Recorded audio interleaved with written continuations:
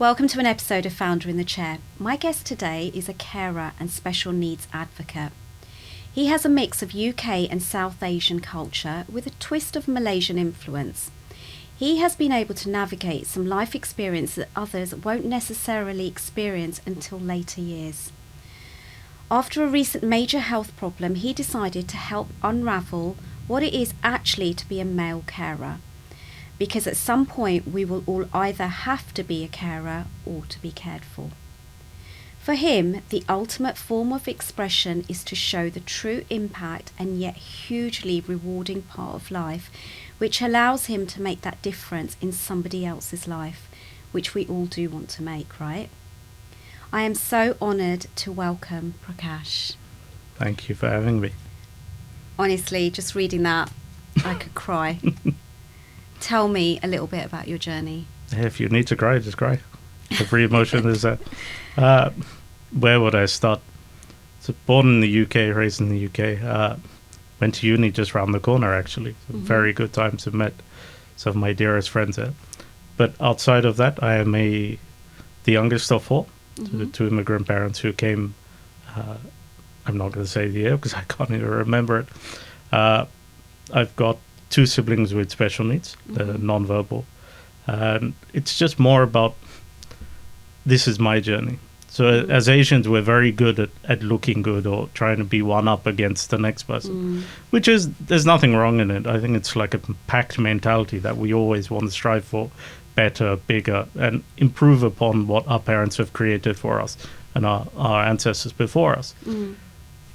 But what happens when the door is closed, when you're on your own? When you sit down and have a cup of tea or some water, or you sit in the car at the end of a long day, there's that release of energy where it's like a massive sigh. That's where we need to tap into and say, what is going on? Is there something that we can help? And being someone who's got two siblings with special needs, it's hard to have that conversation because it's not the status quo. And it's definitely not something that gets discussed within the Asian community, let alone a lot of communities. There's a lot of communities in the UK that, yes, they advocate for it, they talk about it. But when you try and get a one-on-one, most people would step aside and we don't want to talk about, because sometimes it's the raw emotion of it, they're trying to bury it. They're like, we just need to get on with day to day. It is what it is and get on with it. It is what it is will only get you so far. You become a pressure cooker. And at some point you have to find a vice to let it go or let some of it go. Some people get into sports, some go into running, climbing, trekking, or even socializing. But again, it's really dumbing down on that. So for me, it was on the back of a health scare that I had a couple of years ago. I had open heart surgery about 8 years ago. Oh, God. Very unexpected. So for 6 months sitting there looking at a door thinking, there's got to be something better. So while I'm resting, who's taking care of my parents who are now getting older? Who's now taking care of my siblings who are getting older, but they have their own complex needs of being nonverbal? My sister has quite severe osteoporosis. She's got 1 or 2 pins in her legs because of fractures. She's not wheelchair bound, thankfully. The medical system has been fantastic. And my brother is very hyperactive, but he's also nonverbal as well. So I've got a third brother who helps manage the day-to-day activities, and I take care of the evenings and weekends. So there's times where I'll do a day shift of work, go to my normal 9-to-5 job, come home, sleep for a few hours, and then go and do a night shift just so my parents can rest, because they are also getting older. So that's pretty much an encompass about who I am. And yeah, I think the more people that get to talk about it, the more we can start helping and support people, but also see the signs of it. So from a distance, you can see someone who's going through a tough time. Pull them aside and say, and it's okay to not be okay, and just say, look, it's fine. You want to talk? You want to scream? Shout? Go for it. No judgment. How do you cope then? Like, what's your release? What's my release? Music has always been a really dear thing for me. Grown up with Carnatic music. I was taught Bharatanatyam as a child. lousy at it now, but I appreciate the art. I think culturally, being South Indian from Kerala ancestrally, knowing and appreciating culture and community that we grow through. So for me, music is always one of those things, especially the first songs that I heard with my grandparents, my nanas, my nan, that sort of thing. But for me, especially post-surgery, it's going for long walks. Just really headphones in and just walk. Because that was help my cardiovascular when I was recovering. But now it just became a second nature. I can go 3, 4, 5 hour walks and Oh, wow.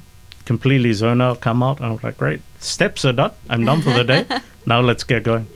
You mentioned earlier that your dad does more steps than you. Oh, dad's like most parents, they set the bar that high, and you're like, come on, we can beat it. Yeah. And there are days, like I mentioned, where dad would send me a message, the childish person that you can be sometimes, is, by the way, how many steps have you done? I was like, about 3,500 all day. Yeah. It's like, that's it. I've done 19,000. Like, initially, I thought it was just a one-off. Yeah.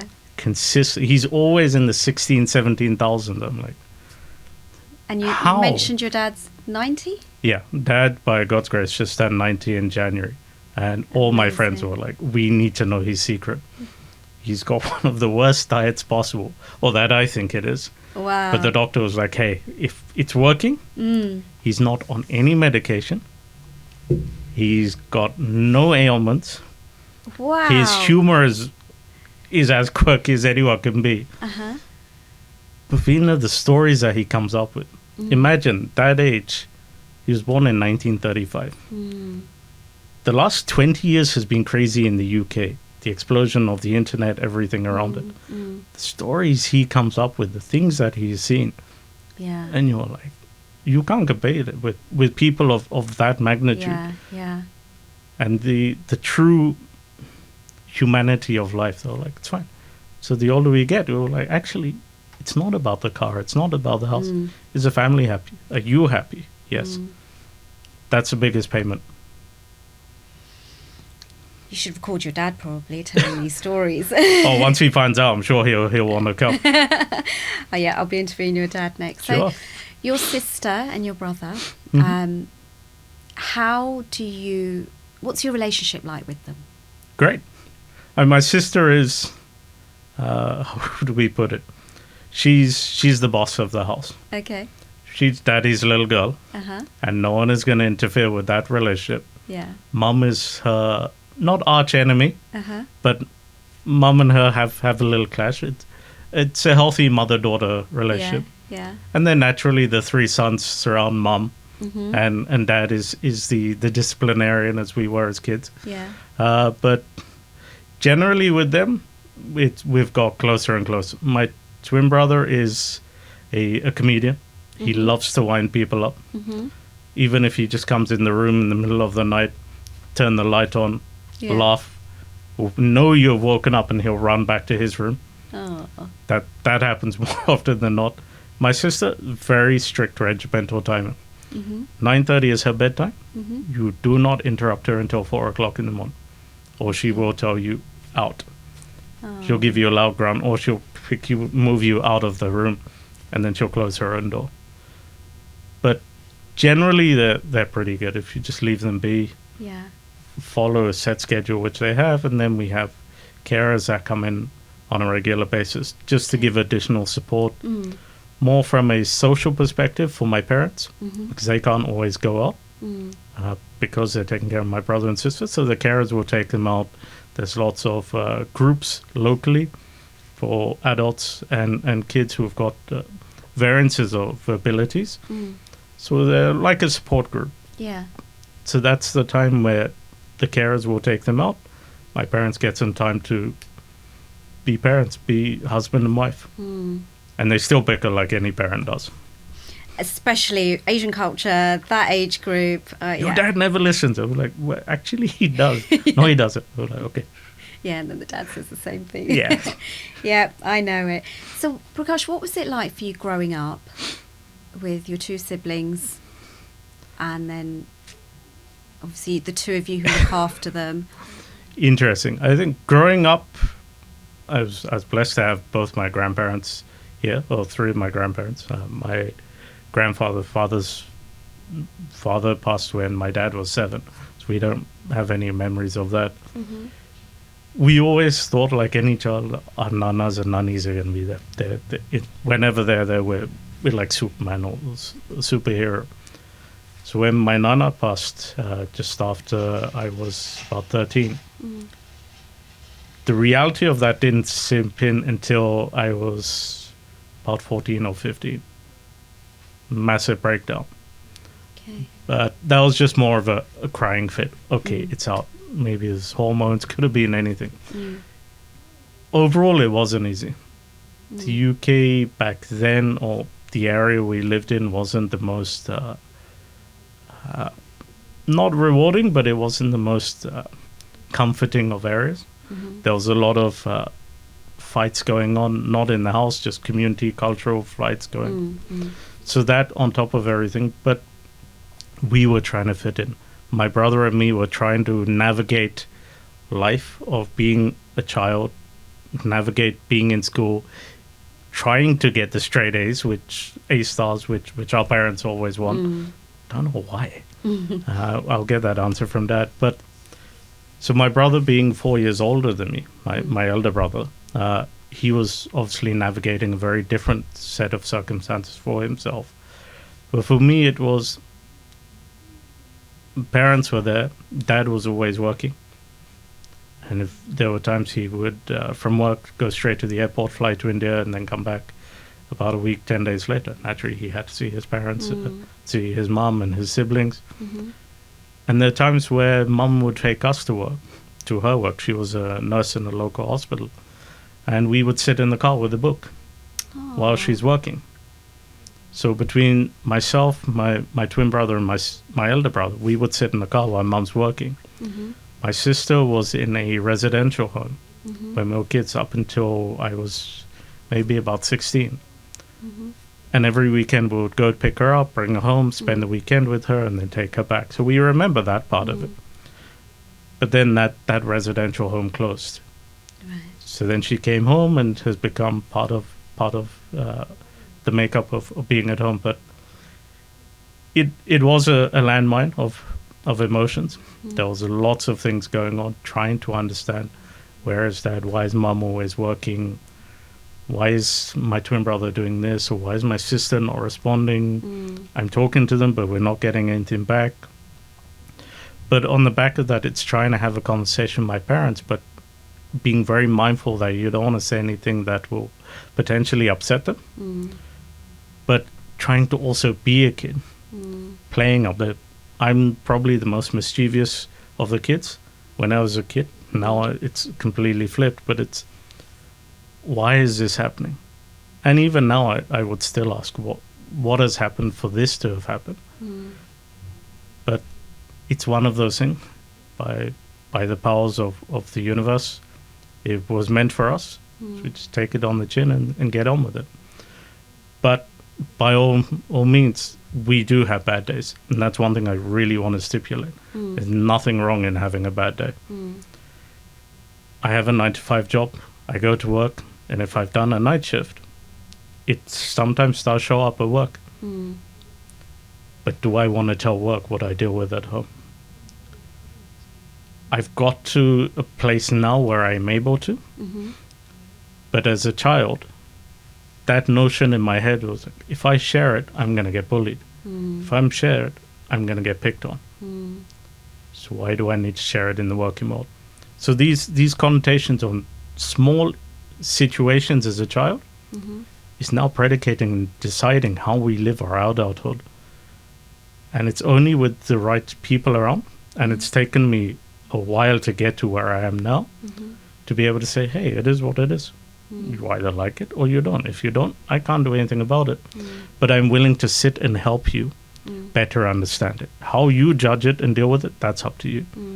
But I would rather you have an understanding of it. So when you see a child or an adult who's got learning disabilities, Down syndrome, or the variances of different things, you won't react in a way that's going to trigger them, but it's going to trigger you as well. So you made a film, which I saw on YouTube. Yes. And it was very raw, very real. Like, you know, bad day at work could be because you've done a night shift, like you said. What made you make that film? Two very persistent friends. Okay. And were they the ones in the film? The two of them were in the film. They're the Okay. work we're creating. We have to be part of the stardom as well. Yeah. So one of them, the film was made by Kick Action Films, who like doing a lot of small, hard-hitting films. Mm-hmm. So one of them, I actually went to nursery with. He's known my journey up until today. Post GCSEs, we lost touch for a few years. Mm-hmm. And then thanks to social media, we reconnected and we picked up where we left off. There was no readjustment, no nothing. It was like, how's mom, how's dad, how's this, how's that? So the families knew each other. It was him that said, we really need to create something for the Asian community specifically, but also communities overall. To say that, look, everyone has good days, bad days, indifferent. But let's just talk. We're because of social media, we're becoming a community and a human race where we're not talking as much. Everything's an anonymous post on Facebook or it's on Instagram looking great, which is good. But what happened to the humanitarian conversations we used to have with our parents, our friends when we were kids? That disconnect is there because now information is readily available. So the guys created it. Initially, I wasn't going to be in the video because I was like, nope, I'm not an actor. I have no idea. I'm happy being behind it. They were like, no, you have to. It adds more weight to it because you can authentically share about it. In the whole rips of it getting released, I had a phone call from a friend of mine. He was like, if I didn't see that video, I wouldn't be here today. God. And I was like, what do you mean? You've got everything sorted. To me, it looked like the perfect Asian candidate. Married, kids, great business, everything. I was like, no. I was actually contemplating saying, that's it. God. Till date that I know, we've saved about 5 people that have reached out and said, if it wasn't for your video, we potentially would not be here today. It's just giving me goosebumps. For me, I'm like, what do you mean not? Because it still doesn't, the magnitude hasn't settled in.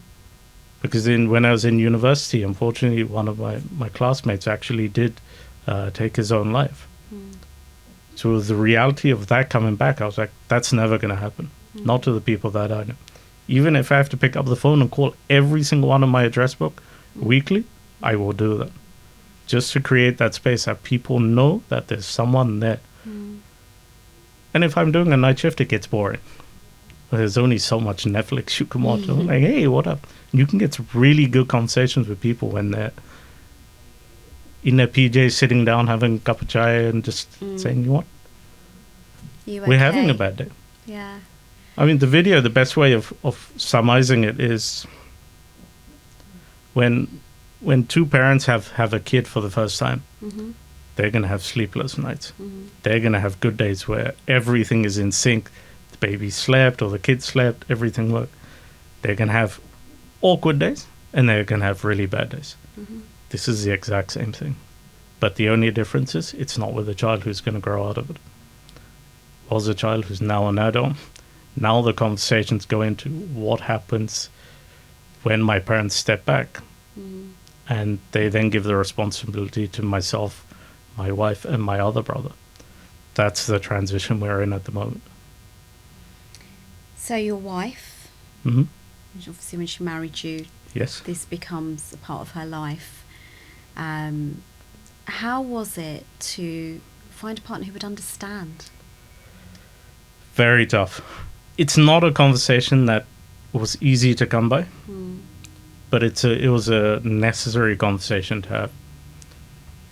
I was one of those people from day dot that laid my cards on the table. I spoke to a few friends which I went to university with, and they were like, maybe get to know the person and then tell them. And I'm like, no, this is who I am. It's from day one, it's going to be part of who I am. It's part of what has created me. other than the experiences. So I got matched with the South Indian version of Shaadi.com, everyone's go-to, Tamil matrimony. We got matched with a few people. Usually it's mums that we constantly send you profiles. What about this? What about this? What about this? Actually, in this case, I think mom and dad were both part of it. I was like, guys, I'm happy. I'll find my own. They're like, no, you got to fight. I was like, give me a chance. It was like 10, 12 emails a day. I was like, wow. You obviously have way too much time on your hands. Yeah. They're like, no, we just want to see you settled. Your elder brother is settled. Now we want to see you. I'm like, it'll happen when it's meant to happen by the powers that be. So there were a few matches where the minute I did mention it, they were like, sorry, we don't want to know. And they completely cut contact. Okay. I think the word nowadays is ghosting. So kind of that sort of thing. And for me, in the beginning, I was like, why? Let's have a conversation. Yeah. So you can better understand it, and then maybe. And they were like, no, not for us. We don't know you're untouchable. Because that's, again, from the India mentality, not everyone. But it is, you don't conform to status quo, therefore you're an untouchable. If you're better than the status quo, we want to talk to you. But hang on, they're still humans. Just portrayed and packaged in a very different way. And then I came across a profile with my wife. We communicated. She was like, that's fine. So I flew out to India and met her. Again, it was probably the second sentence. I told her, this is it. Here's a photo. Here's a video. Are you okay with it? She was like, yeah, that's fine. And it was the next 4 or 5 months, every couple of weeks. Are you okay with it? Are you okay? Because I didn't want to get into it and then it backfires not only on myself, but also on her. It felt unfair on her as well. Because it is a lot. It's not easy. Yeah, of course. She was like, no, that's fine. And I think because of the work that she did in India, helped not condition her mind, but she was more understanding to different circumstances. Right. So she was like, that's fine. And ironically, when she moved to the UK after we got married, one of my dear friends actually used to be her neighbor when she was in Africa. Oh, wow. I was like, hang on, how do you guys know each other? Yeah. Oh, he lived, I think, in the flat below my wife and my in-laws. It really is a I'm small like, world. Is there anything else I need to know? But she actually knows a lot of people that I know. Which is very strange. But it's meant to be, it's meant to be. Yeah. So, Prakash, tell me a typical day from when you wake up in the morning to your night shift. So my days usually start around 5 a.m. in the morning. I'm an early riser, always have been, thanks to Dad. I will usually get up, have a glass of water, and sit down, have my 10-15 minutes of me time. Kind of process in my head what needs to be done. Is there anything that needs to be done for mom and dad, go to the house, that sort of thing. If there isn't, I will then usually go for a walk, come back, or go to the gym and use that as my release. Come back, and then get ready. If it's Monday to Friday, get ready and go to work. Then come back in the evening. Most evenings, I will then sit down with my wife, catch up with her, how's everything, the usual 2.4, and then go to mom and dad's. Sometimes my wife would have made extra food, or there's extra from the day before. Take it from mom and dad. During the day, my mom especially, dad not so much, would usually say, can you pick some milk up or something or another? Or we went to the shop, we forgot to get this. Or I will just generally go there and make sure they're okay. Because sometimes it's just having someone to check in with you for that half an hour, 20 minutes. That helps. And especially them getting older, they don't see the whole family together. So knowing that they've seen both sets of sons in the same day helps. And then I'll come back home. But there are some days where mum will say, oh, Prasad has been up all night. And he's been hyperactive all day. I was like, that's fine. You go rest. I'll take care of it. She doesn't even need to say it now. I'll just know that he's hyperactive more than usual. You go and rest. Dad will usually take care of my sister, put her to bed. Once she's in bed, she's not moving for anyone. She's the epitome of a queen. in our house, and even my wife would say, that's a queen size. She has a bed that looks straight on the TV. Switch off the TV, she falls asleep, or wakes up, the TV straight back on. That sort of thing. Yeah. Which my wife has asked if we can do that in our house. I was like, no chance. We're not having a TV in the bedroom. But it's, again, I've grown up with them, and I know the trigger points where my parents are tired. And they will say, oh, we're fine, we'll take care of it. No. How do you then function at work? If you've been like seeing to them all night, how do you get through the day? Usually the first day is tough. If I do back-to-back nights, by day 2 it gets a little better. Thankfully, like I mentioned earlier, my manager has an understanding and appreciation. He's seen the video, and his manager as well, so everyone is fully aware of it. And he's like, look, whatever you need, just let us know. If you want to work from home, you can. Unfortunately, I can't, because my wife works from home. Both of us can't work from home at the same time. But it gets me out of the house. It makes me feel as though I am part of the normal rat race, the 9 to 5, and gives me a different set of conversations with different people. Did you watch this football game? Or what is that colleague doing? Do they not know what they're doing? Those sort of everyday... Yeah, the everyday banter in an office. They seem very random and blasé conversations, but for someone who's genuinely a carer, that's their respite. That's their connection with the outside world. Because again, the minute that door closes, then they're in the car and back home. It's the usual routine. And there was a time a couple of weeks ago where I was sitting at my desk working away, and my colleague walked over, and all I had was tears in my eyes. I didn't realize. Yeah. And she was like, are you okay? I was like, yeah, I'm fine. She was like, then why are you crying? I'm not. Yeah. She was like, you've got tears coming out of your eyes. That's when reality said that I need to take a break, because I've been going non-stop for the last 6 months, I think. Every day is constantly running forward and back like a yo-yo. I was like, okay, now I need to factor in more of me time, more of a release. But you don't cope. There is no winning formula. You just find a way that works collectively. Again, I reference new parents who've just had a kid. There is no winning formula.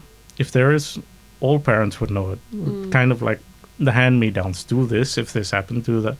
Doesn't, because everyone works differently. My brother will have good days. My sister may have a bad day on that same day, and vice versa. The goal is they all have a good day. They all go to bed at the right time. Doesn't always happen. But then on top of that, you have nuances that happen. A few weeks ago, my sister was in the club, like a day club. She was rushed to A&E because the carers thought that she swallowed something. Okay.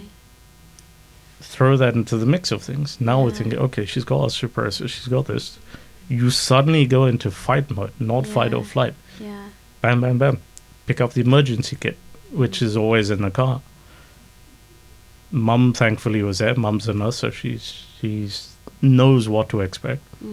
The carers, thankfully, reacted in time. But it's Wexham Park Hospital has become like a second home. We know where to go, what to park, what not to do. Yeah. It's just, you just find a way. You have to, because you need to help support them, whatever it takes. It's amazing how strong we actually are when we have to be. You genuinely don't realize how strong a person is, or how strong you are as an individual, until you are really confronted. Confronted, yes, things come up. People, unfortunately, drift away, gain a new set of wings, so to speak. But that's when you really understand who you are, and really get down. Yes, it's painful. I'm not going to deny it. It's teary painful. It's painful to see, say, my parents go through it, or anyone go through it. But once you've overcome it, you know it's within you. You just need to have faith within yourself and say, you know what, I back myself. I've got through it once. Nothing's going to phase it. And every situation is different, but the commonality is yourself.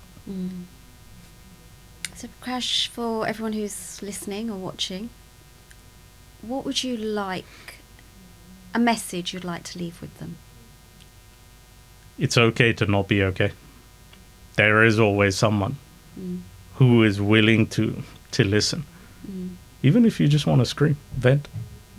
I've got a friend now who's going through a tough time because he's balancing both sets of parents who are getting elderly, sorry. But he was like, no, it's fine. It's all good. And sometimes men they think they're supposed to look strong and they don't talk. Women are great at talking, but men sometimes do hold back. And it's nice that you're saying it's okay not to be okay. Absolutely. I mean, I still have the hopes and dreams that I think most guys want. I still want to be successful within my career. I still want to. I would like to have been a cricket player or a football player, but I don't have the acronym for that. But there are things that I still want to achieve. That I still want to have that big house, that big car, those. But that's more of a personal goal. So for me, I'm kind of doing it for my twin brother.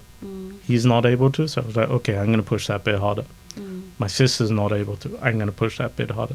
So I use not necessarily their condition, but I use the circumstances to fuel me to help push forward.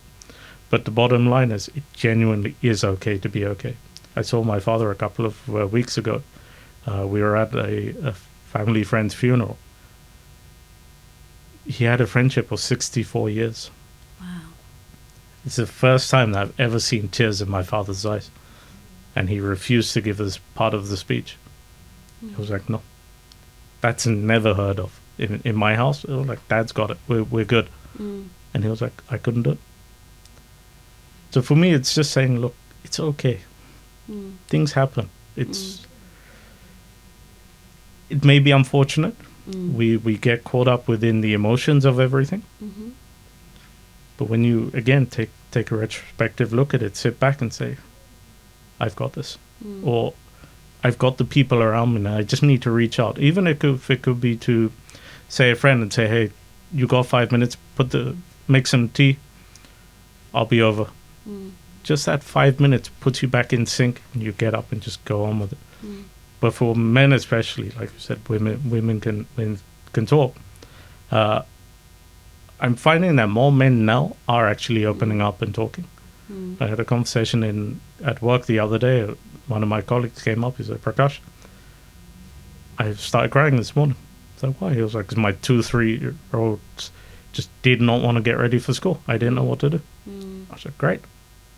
He said, what do you mean great? I was like, great. The fact that you've acknowledged the emotion of it, that itself is a big task. But secondly, well done for openly sharing it. How do you feel? I was like, fantastic. Great, now go on, do your work. But generally, it is okay to not be okay. There's always people within your network, or even contact us via the website, and know that there is always going to be someone there to help and support you. Even if I may not be able to fully understand the different circumstances, I'll definitely listen. So what's the website, if you tell the viewers, or how to get hold of you, whether it's LinkedIn, social media? Yeah, so social media, Instagram, official.thisisme, or the website is officialthisisme.com. That's the best place for all our social media outlets. You can go via the website. Thank you. So if someone wants to reach out to you, that's the way. Please do. It gives me something to do while I'm on night shift. Bless you. Thank you. Thank you so much for tuning into this episode of Founder in the Chair. Please don't forget to subscribe, like, follow and share, and thank you for listening.